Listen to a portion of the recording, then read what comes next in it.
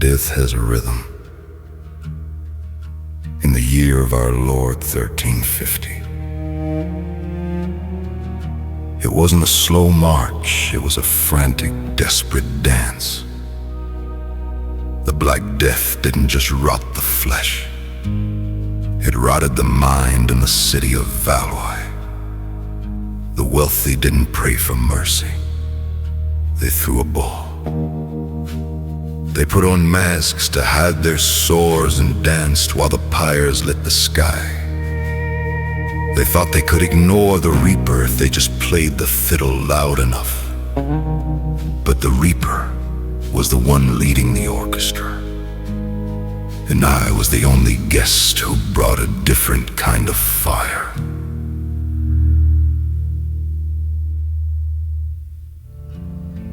I walk the road where the crows don't fly, under a bruise in a bleeding sky.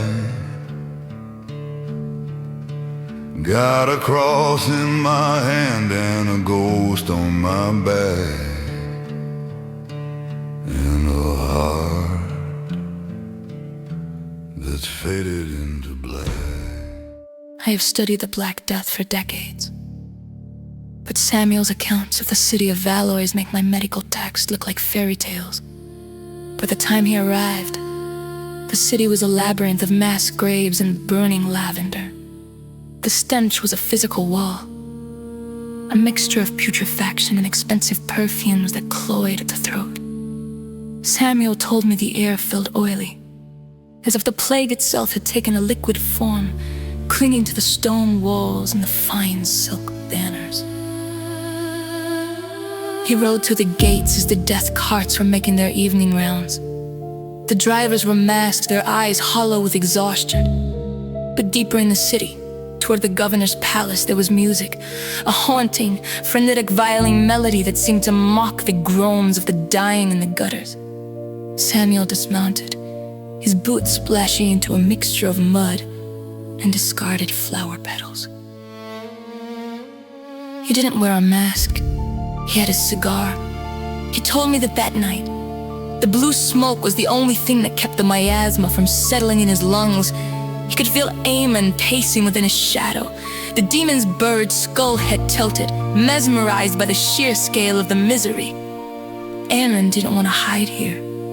He wanted to feast. Every soul departing the city was a spark that the demon tried to catch.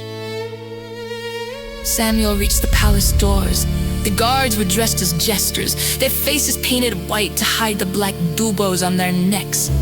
They didn't ask for an invitation. They saw the silver cross on his chest and a smoke trailing from his lips, and they stepped aside with a mocking bow. He entered the great hall, and for a moment, even he was stunned. Hundreds of nobles in gold, threaded robes were spinning in circles, their faces covered by elaborate porcelain masks, beaks, skulls, and grinning devils. They were dancing to a beat that was just slightly too fast to be human.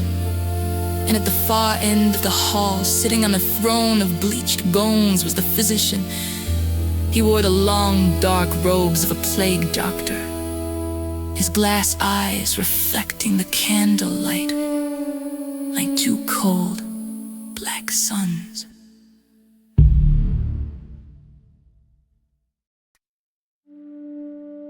Samuel realized quickly that this wasn't a party. It was a ritual. The physician wasn't a doctor of medicine, but a doctor of the soul decay.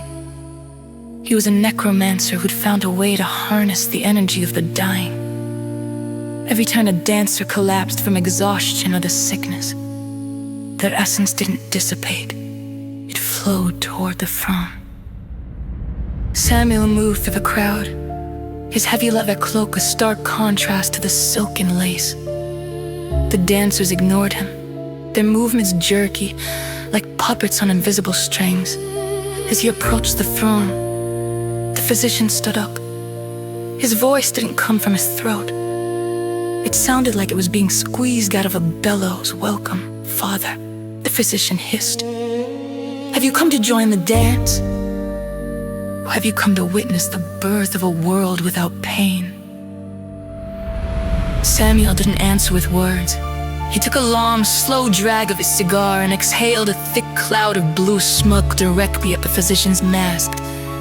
The smoke hit the glass eyes and swirled, causing the necromancer to recoil. Amen hissed in Samuel's ear, a sound of pure envy. The demon recognized the physician's power. He was using the plague to create a bridge between worlds, a way to bring the dead back, not as people, but as hollow vessels for the void.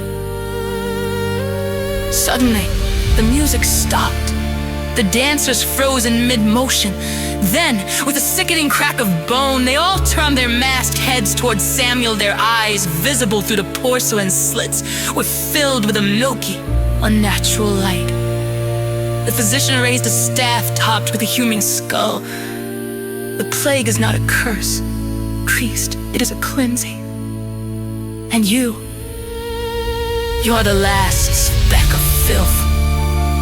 The dancers lunged. It wasn't a fight. It was a tidal wave of rotting flesh and fine jewelry. Samuel backpedaled, his silver cross glowing with an intense light as he struck out at the masked attackers. He told me the hardest part wasn't the violence. It was the smell.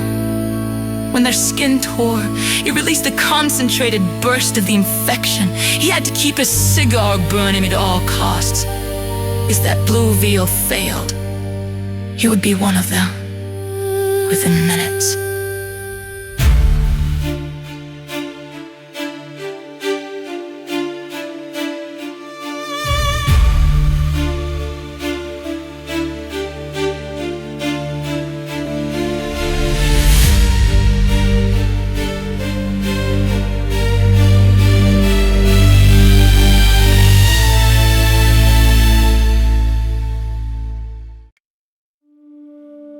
Samuel knew he couldn't defeat an army of the dead in a closed hall.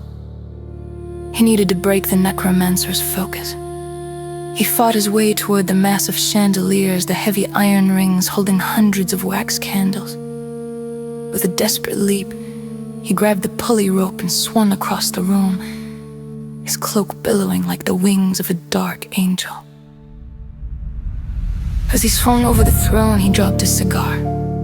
Not a stub, but a fresh, potent roll of herbs directly into the physician's lap. At the same moment, he sliced the rope.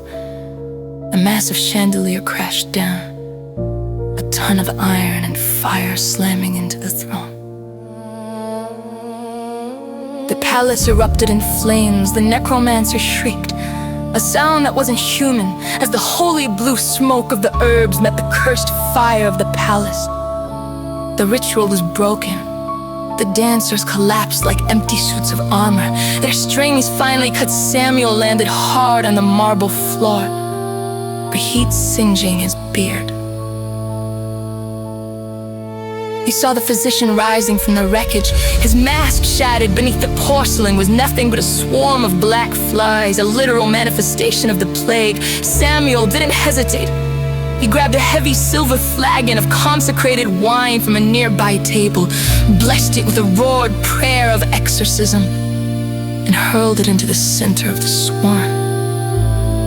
The explosion of spiritual energy and fire was absolute. The palace of Valois became a pyre that could be seen for 20 miles. Samuel walked out of the front doors as the roof began to cave in. He didn't look back at the gold or the dead. He walked into the cool night air, coughing up gray ash, his lungs feeling like they had been scrubbed with lye. He found his horse at the city gates. The death carts were still moving, but the music had stopped. Samuel sat on his horse and watched the palace burn. He told me that for a second, in the shifting flames, he saw the face of every person he had failed to save, and behind them, Amon's bird skull, crimming at the beauty of the destruction. He had stopped the necromancer, but the plague was still winning. He reached for his pouch, his hands shaking, and started to roll another cigar. The penance was never over. It just changed shape.